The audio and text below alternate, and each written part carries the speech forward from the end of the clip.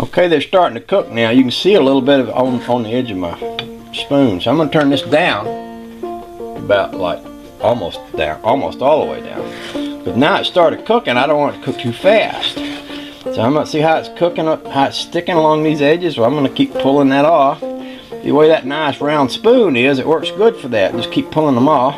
If it gets stuck on my spoon, I'll shake it off. And we'll just keep them busy. The thing you want to do with your eggs while you're scrambling them, you want to keep them busy. You want to cook them slow so that cheese has time to melt.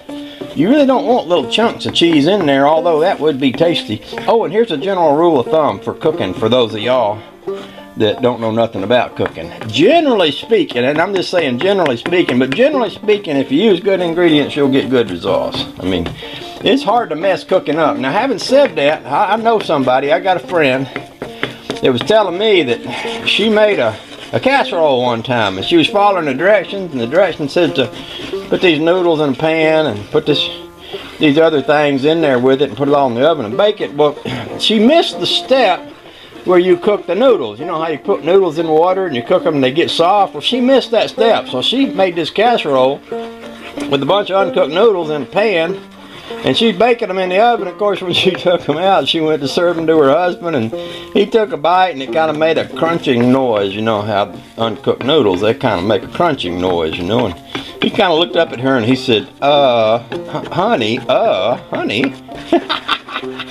He had this expression on his face like he wasn't having a real pleasant experience, you know. He said, what do you think about eating out, you know? I think that's mostly what they did after that. She sort of, it might have been a pretty good plan. She might have, you know, she might have actually done that on purpose. That way she don't have to cook. She kind of figured out right away that if he figured out that she was that bad a cook, he'd probably be okay with them eating out a lot. So that's kind of what they did. But anyway, that got me all off kind of got me off the main subject of what I was talking about here. But y'all can see how these eggs, see how fluffy they're looking? They're not looking like, you know, you go in a restaurant and you get eggs and they just look dead. They look dead. You look at them in a plate and they go, dang, them dead looking eggs. Who's gonna eat them dead looking eggs? Well, these ain't dead looking eggs because they're nice and fluffy, and that's what you want. That's why you keep them moving. That's why you keep stirring them around. You want nice fluffy eggs. That's all I'm saying. Want your eggs to be nice and fluffy. That could be used in all kind of ways if you think about it, but we're not going to talk about that. So these are almost done. I don't want to overdone them, and I don't want to underdone them, but I think they're almost done. So I'm going to get me a plate or two over here, and I'm going to splash these eggs out on a couple plates. One for me and one for Honey Baby. I'll let y'all watch. This ain't nothing fancy or scientific or anything. I'm just going to divide them up. Get this stuff out of the way.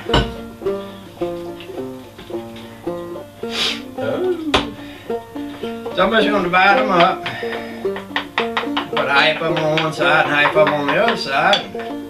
I'll give half of them to Honey Baby, and I'll keep half of them, and then we'll each have some eggs and some bacon. Oh, look at it! Oh, look at it! It's just so lovely. Woo. I try to get a fair and equal amount on both plates and all. See, this is what we do. We eat a big old breakfast before we go out into 3 below weather. Because it helps a man to be able to do what a man needs to do. Now, what I'm not eating is biscuits, because I'm going to do that whole gluten-free diet thing, and I'm not eating gravy for about the same reason. I got some eggs and cheese and some bacon, and I'm going to call that breakfast. So I'm just going to take the pan and splash it over here in the sink with that other pan. That way we got the washing chores. We sort of get things soaking there. And then I'll let Honey Baby know that it's ready. And we'll just sat us down and we'll just have us a fine little breakfast. Yeah, we will. That's how we do it around here. Hey, Charlie, how you doing, buddy? You come looking to see what we can find for breakfast. Oh, Charlie. Okay, then. I'll hush. Hope y'all having a nice day. I am. Although I might have to plow a little snow. Just saying. Oh, I forgot I was going to make toast. We got some gluten-free bread so I can make some toast without violating my temple of the Lord here. I was going to tell y'all about my dad. My dad was a cook in the Army. My dad's best buddy in the Army, his name was David Parrish. He lives over in Tennessee if he's still alive. He said if it wasn't for Dad, they'd have starved to death back there in the big WWII, you know. Anyway, Dad used to cook for us boys. That's where I learned. That's where I learned my scrambled egg cooking skills.